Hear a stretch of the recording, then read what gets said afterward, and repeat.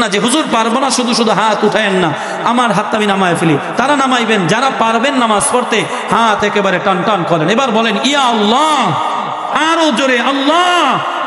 আর কোনদিন আমি এক ওয়াক্ত নামাজ ছাড়বো না ইনশাআল্লাহ। আল্লাহ কবুল করুক। বলো না আমি পড়বেন সবাই, এই সবাই পড়বেন।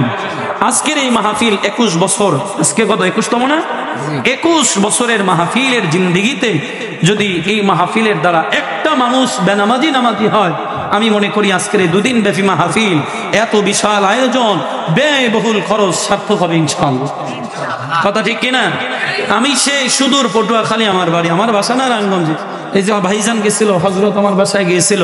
এরপরে আপনাদের এলাকার এক যুবক ভাই আছে, উনি আমার সাথে শুরু থেকে কন্টাক্ট করে আসছে। এত কষ্ট করে আমি আসলাম, আপনারা আমারে নিয়ে আসলেন। আসার দ্বারা ফায়দা কি হলো? যদি সেই কোরআন হাদিসের কথার দ্বারা একটা মানুষের পরিবর্তন না ঘটে, ও ভাই এই চিল্লানো, এই ব্যয় কোনো আমাদের সার্থকতা আসে না।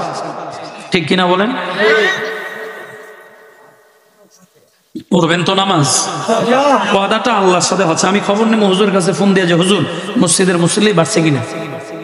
মুসল্লি যদি বাড়ে তো মনে করবো আমল করছেন, মুসল্লি যদি কমে তাহলে মনে করবো যে আপনারা আমল করেন নাই, শুধু শুনছেন। এটা আপনাদের অভ্যাস, শোনা। আমল করাটাই হলো সবচেয়ে বড় বিষয়।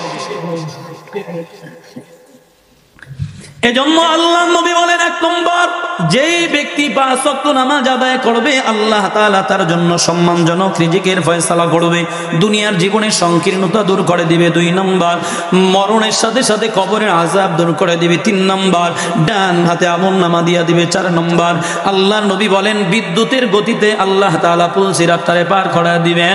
5 নম্বর, এই নামাজিওয়ালা ভালো করে শুনে যাও, 5 নম্বর পুরস্কার হলো ওয়ায়াদখুলুল জান্নাতা বিগাইরি হিসাব। নবী বলেন নামাজিওয়ালা রে, নামাজ 5 ওয়াক্ত পড়বা, বিনা হিসাবে মালিক তোমারে জান্নাতের মেহমান বানায় দিবে। চিল্লায় বলুন সুবহানাল্লাহ। এলাকার মুসলমান যুবক, আজ 5 ওয়াক্ত নামাজ সঠিকভাবে আদা করছি ইনশাআল্লাহ পড়বা। এই যুবক ভাই, নামাজ পড়লে সম্মান বাড়ে না কমে? জোরে আওয়াজ করে বলেন, দ্বীন ইসলাম মানলে সম্মান বাড়ে না কমে?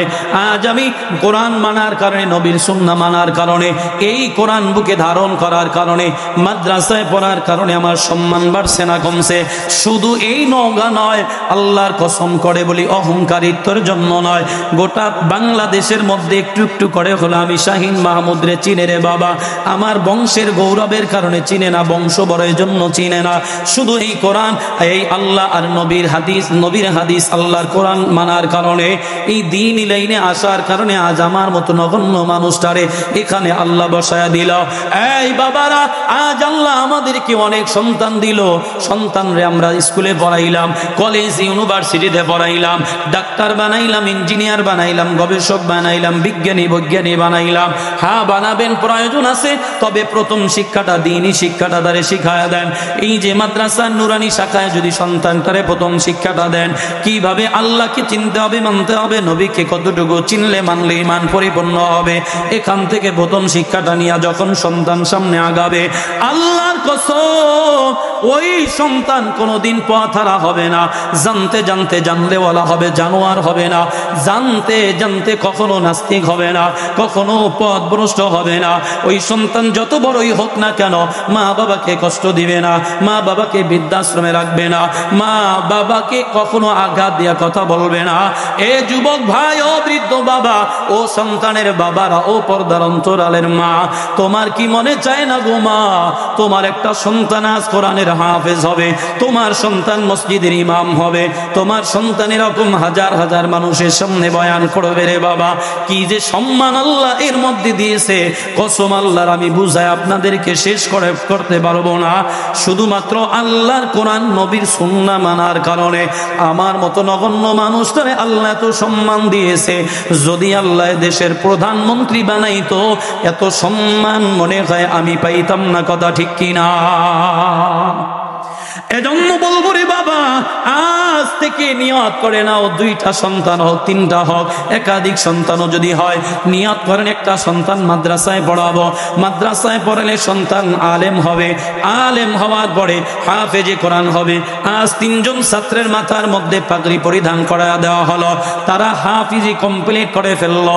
এখন যদি বাবা মারা যায়, আত্মীয় স্বজনেরা মারা যায়, ওসিয়াত করে আমার নাতি আমার জানাজা পড়াবে, আমার ছেলে আমার জানাজা পড়াবে, হাজার হাজার মানুষের সামনে নিজের বাবার জানাজাটা নিজে পড়ায়, নিজের দাদার জানাজাটা নিজে পড়ায়।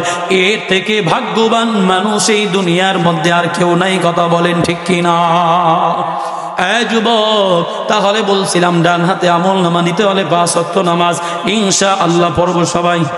সবাই পড়বেন। এবার আল্লাহ তাআলা ডাক দিয়া বলবে, এই বেঈমানের দল, তোরা তোদের আমল নামাটা একটু পড়, আমি আল্লাহ শুনতে চাই, বিচার তো তোরাই করবি। আল্লাহ তাআলা অর্ডার করবেন, বেঈমানেরা আমল নামা পড়ার জন্য বড় চেষ্টা করবে, কিন্তু পড়তে পারবে না। ফেরেশতারা ডাক দিয়া বলবে, আল্লাহ কেমনে পড়বে? কারণ বান্দার তো আমল নামা সামনে না, তার চোখ, তার মুখ, চোখ, তার জবান, তার এই যে আকৃতিটা সামনে। আল্লাহ তাআলা বলেন, এই যে বান্দারে আমল নামা বাম হাতে দিবে, এক বর্ণনায় আছে হাত এরকম পিঠের সাথে লাগানো থাকবে, পিছন দিক থেকে দিবে। অন্য বর্ণনায় কলিজা বরাবর বুকটারে ছিদ্র করিয়া হাতটারে এখান দিয়া ঢুকাইয়া ফেরেশতারা টান মেরে পিছনের দিকে নিয়ে যাবে। আল্লাহ তাআলা ডাক দেয়া বলবে, এই আমার ফেরেশতার দলেরা, বেঈমানের ঘাটটারে এবার মোচড় দিয়া পিছনের দিকে ঘোরায়া দাও। এবার বেঈমান যখন দেখবে সুদের গুনাহ, জিনার গুনাহ, মিথ্যার গুনাহ, বেয়াদবির গুনাহ, সব গুনাহ এটার মধ্যে লেখা আছে। এই যুবক, এই বৃদ্ধ বাবা, ও পর্দার অন্তরালের মা, গুনাহটা করার আগে অন্তত একটা বার স্মরণ করো, বা যা করো আমল নামার মধ্যে লিপিবদ্ধ হয়ে যায়। লা ইউগাদিরু সাগীরাতান ওয়ালা কাবীরাতান ইল্লা আহসাহা। আল্লাহ বলে, গোলাম, ছোট গুনাহ বড় গুনাহ, ছোট নেক বড় নেক, এমন কোন নেক নাই, এমন কোন গুনাহ নাই যেটা লিপিবদ্ধ হয় না। বেঈমান আমল নামা দেখা তো বড় আশ্চর্য হয়ে যাবে। বেঈমান পয়রা দেখবে, এটা যদি আমি পড়তে যাই, এই বিচারের এই আমল নামার ফয়সালা যদি আমি দিতে চাই, জাহান্নামে যাব। বেঈমান ডাক দিয়া বলবে, আল্লাহ যে আমল নামা আমারে দিছো, পয়রা টয়রা দেখলাম আমল নামাটা আসলে আমার না। কান্না, এই আল্লাহর ভুল আছে? কথা কয় না। এ ভাই, আল্লাহর ভুল আছে কি? ফেরেশতার কথা, ফেরেশতার ভুল আছে? ফেরেশতারা কখনো গুনাহ করেনি। শোনেন, ফেরেশতাদেরকে আল্লাহ তাআলা বানাইছেন মাসুম করে, তাদের কোনো গুনাহ নাই, তাদের কোনো ভুল নাই, তাদের কোনো বিবাহ শাদীর চিন্তা নাই, খাওয়া দাওয়ার চিন্তা নাই, ব্যবসা বাণিজ্যের চিন্তা নাই, শুধু একটাই চিন্তা, আল্লাহকে কিভাবে খুশি করা যায়। আল্লাহর হুকুমের বাহিরে একটা কাজ তারা করে না।